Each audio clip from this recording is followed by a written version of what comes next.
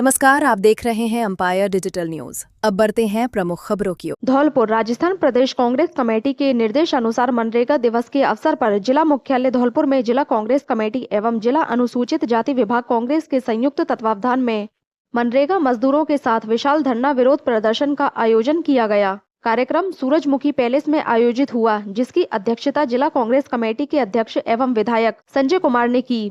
धरना प्रदर्शन को संबोधित करते हुए विधायक संजय कुमार ने कहा कि मनरेगा मजदूरों के अधिकार और सम्मान की रक्षा करना कांग्रेस पार्टी की सर्वोच्च प्राथमिकता है। उन्होंने आरोप लगाया कि केंद्र सरकार उद्योगपतियों के दबाव में मनरेगा जैसी जन कल्याणकारी योजना को कमजोर करने का काम कर रही है, जो गरीब और मजदूर वर्ग के साथ अन्याय है।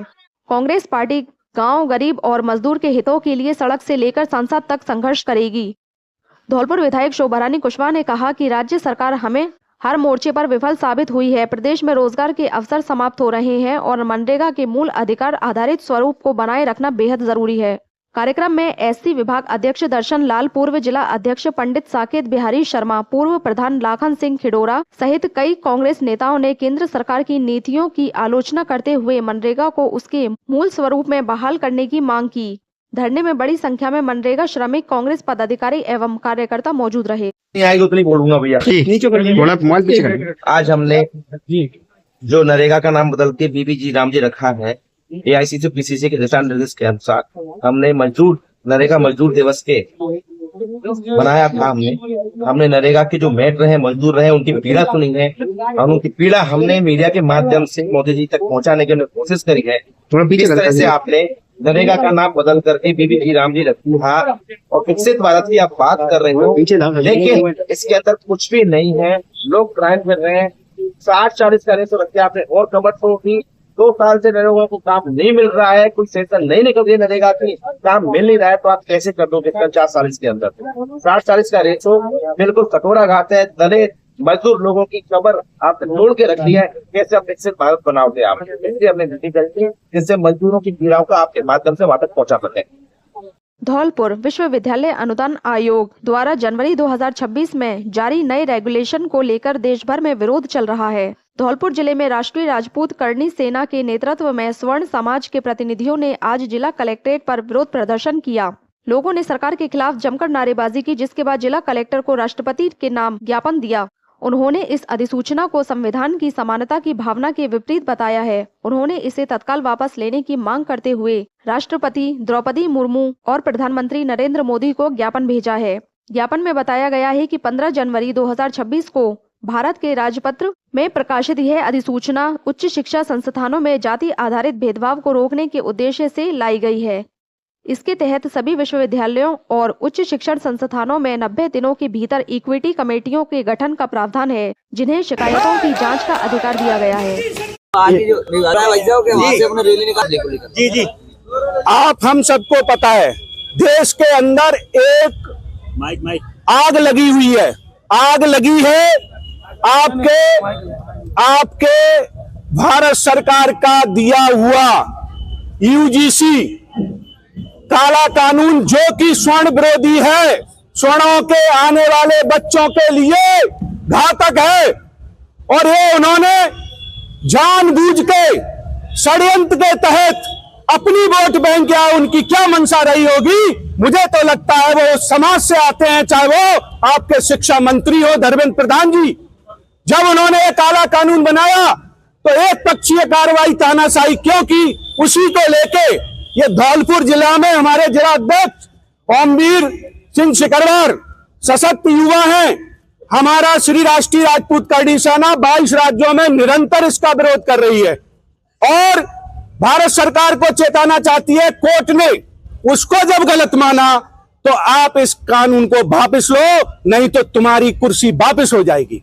उसी को लेके हम धौलपुर की इस आपके कलेक्टर महोदय को ज्ञापन देने आए। देवनारायण बोर्ड के चेयरमैन ओम प्रकाश बढ़ाना ने धौलपुर का 1 दिवसीय दौरा किया। इस दौरान उन्होंने केंद्रीय बजट पर चर्चा की। बजट पर चर्चा से पहले उन्होंने क्षेत्र के दिवंगत नेता हेम सिंह बढ़ाना को श्रद्धांजलि अर्पित की। ओम प्रकाश बढ़ाना ने कहा कि यह केंद्रीय बजट नारी शक्ति और युवाओं को ध्यान में रखकर बनाया गया है। बजट में शिक्षा, कौशल विकास और रोजगार के लिए मजबूत प्रावधान दिए गए हैं। जिससे युवाओं का भविष्य सुरक्षित हो सके। उन्होंने बताया कि महिला सशक्तिकरण को बजट में विशेष प्राथमिकता दी गई है ताकि महिलाएं आर्थिक रूप से मजबूत बनकर आत्मनिर्भर भारत में अपनी भूमिका निभा सकें। बढ़ाना ने कहा कि भारत कृषि प्रधान देश है और बजट में किसानों की आय बढ़ाने, कृषि अवसंरचना को मजबूत करने और आधुनिक तकनीक को बढ़ावा देने पर जोर दिया गया है, जिससे ग्रामीण अर्थव्यवस्था को मजबूती मिलेगी। उन्होंने कहा कि यह बजट वर्ष 2047 तक भारत को विश्व नेतृत्व की ओर ले जाने की दिशा तय करता है। शिक्षा, स्वास्थ्य, आधारभूत ढांचा और नवाचार पर विशेष ध्यान दिया गया है। स्वास्थ्य क्षेत्र को लेकर उन्होंने कहा कि बजट में बेहतर स्वास्थ्य सुविधाओं और आम लोगों को इलाज में सरकारी सहयोग बढ़ाने पर फोकस किया गया है। रक्षा क्षेत्र पर उन्होंने कहा कि प्रधानमंत्री के नेतृत्व में आत्मनिर्भर भारत बन रहा है। स्वदेशी रक्षा उत्पादन और निर्यात को बढ़ावा देकर देश को आर्थिक और सामाजिक रूप से मजबूत किया जा रहा है। यह बजट आत्मनिर्भर भारत की दिशा में अहम कदम है। धौलपुर जिले के सरमथुरा थाना क्षेत्र में लेपर्ड की मौजूदगी से ग्रामीणों में दहशत का माहौल बन गया है। रविवार शाम करीब 7:30 बजे सरमथुरा थाना क्षेत्र के डोमई गांव के पास नदी किनारे एक लेपर्ड अपने शावक के साथ नजर आया। लेपर्ड को देखते ही इलाके में हड़कंप मच गया। इस संबंध में जानकारी सरमथुरा कस्बा निवासी राजा तिवारी ने दी। उन्होंने बताया कि नदी के किनारे अचानक लेपर्ड और उसका शावक दिखाई दिए, जिसके बाद लोगों ने सतर्कता बरतते हुए आसपास के ग्रामीणों को इसकी सूचना दी। घटना के बाद ग्रामीणों ने रात में बाहर निकलने से परहेज करना शुरू कर दिया। लेपर्ड की मौजूदगी की सूचना मिलते ही ग्रामीणों में भय का माहौल बन गया। खासकर बच्चों और मवेशियों की सुरक्षा को लेकर लोगों में चिंता बढ़ गई है। ग्रामीणों ने वन विभाग से इलाके में गश्त बढ़ाने, निगरानी रखने और आवश्यक सुरक्षा इंतजाम करने की मांग की है ताकि किसी भी प्रकार की अनहोनी से बचा जा सके। ग्रामीणों का कहना है कि पहले भी आसपास के क्षेत्रों में वन्य जीवों की आवाजाही देखी गई है, लेकिन शावक के साथ लेपर्ड का दिखना चिंता का विषय है। डोमई वन क्षेत्र में एक पैंथर के मूवमेंट की सूचना मिली है जो बच्चे के साथ नज़र आई है। इसके लिए संबंधित स्टाफ को पाबंद किया गया है कि जिससे कि पैंथर सुरक्षित रहे, तथा ग्रामीणों से भी अपील है कि वो पैंथर से उचित दूरी बनाए रखे, देखने के लिए वहाँ तक ना जाएं, ये जंगली जीव को परेशान ना करें। धौलपुर के पीएम श्री जवाहर नवोदय विद्यालय में जिला स्तरीय प्रेरणा उत्सव कार्यक्रम का आयोजन किया गया। कार्यक्रम में मुख्य अतिथि के रूप में मुख्य जिला शिक्षा अधिकारी महेश कुमार मंगल शामिल हुए। विद्यालय की प्राचार्य ने जिले के विभिन्न विद्यालयों से आए विद्यार्थियों और शिक्षकों का स्वागत किया। उन्होंने बताया कि प्रेरणा कार्यक्रम भारतीय संस्कृति, मूल्यों और राष्ट्रीय शिक्षा नीति 2020 पर आधारित है, जिसका उद्देश्य विद्यार्थियों में नेतृत्व क्षमता और नैतिक मूल्यों का विकास करना है। मुख्य जिला शिक्षा अधिकारी महेश कुमार मंगल ने कहा कि प्रेरणा कार्यक्रम आधुनिक शिक्षा, सांस्कृतिक विरासत और नेतृत्व कौशल के माध्यम से विद्यार्थियों को सशक्त बनाने की एक महत्वपूर्ण पहल है।